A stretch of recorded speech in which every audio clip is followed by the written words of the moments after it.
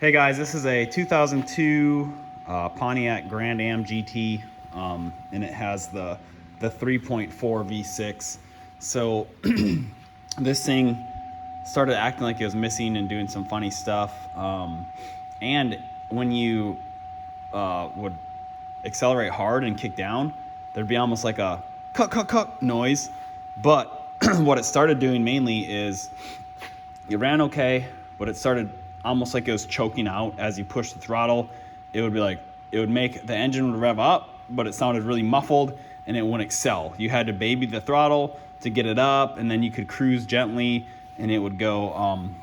Obviously, when you have a misfire, the first thing you do is change spark plugs and wires. The plugs were, original Delphi wires, and the plugs were a double platinum plug, but they were worn out and they were missing a little bit.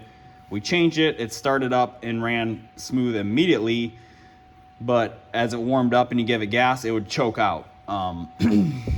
So the easiest thing to do is off the exhaust manifold. There's this is a single catalytic converter. To check this, to also cover this, I also checked right here is your port for your fuel pressure. I checked that, I'm at 50. Upon revving the engine, it goes up to like 56 to 58. It shows no drops or dips, and it doesn't start hard like the fuel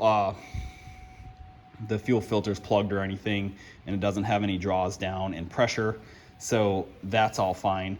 If you do need to do a fuel filter, it is back under the tank, and it's not under the tank, it's between your evaporation box in your tank, and there's a nut on one side and a quick connect on the other. It's a little tight to get there, but it's not super difficult. So if your fuel filter is bad, it's gonna have a lag in starting. Okay, this does not have that. It fires right up.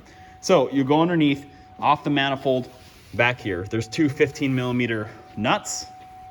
I sprayed them overnight with Freol and let them soak, and then I broke them loose this morning and then backed them off, and then put two threads on. So the manifold is disconnected from the catalytic converter, which I assume is blocked. Which also, after you run it, you can check temperature of the pipe before the catalytic converter and after the catalytic converter.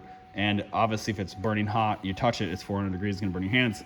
Use a temp gun, or you'll tell before it is way hotter than after it, you know that it's plugged up. So this is disconnected. I'm gonna show you guys the difference. So when we started before, it's obviously loud, but when you hit the gas, it would go to about 3,000 and it would, but this is how, with it disconnected, it actually hits the rev limiter. It wouldn't even hit the rev limiter before. So what this is that's an obvious way to check for a plugged catalytic converter without having to cut it off and try to get a pressure port that screws into the O2 sensor port up here. Trying to do all that stuff, not having the tools, it's a pain. So this is the easiest way, is two 15mm bolts. You'll need a couple big extensions, and to break them loose, I would soak them overnight or heat them, hit them with some Freol or like Croil, like a good penetrating oil. Freol is the best I've ever used, and but that's what I would do to check that. Okay, you don't want to be cutting anything if it's not the reason.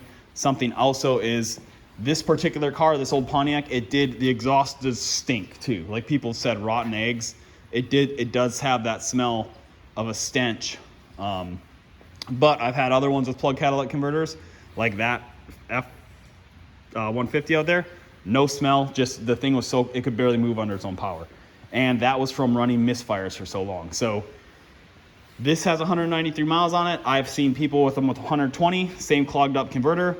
A lot of it could be with it's cheap, or they're not doing their basic routine tune-up maintenance.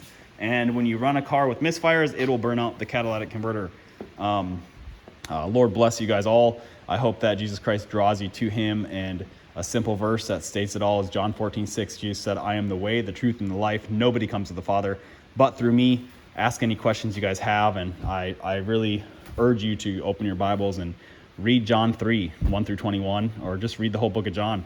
I challenge you for that. God bless you guys. Ask questions you have.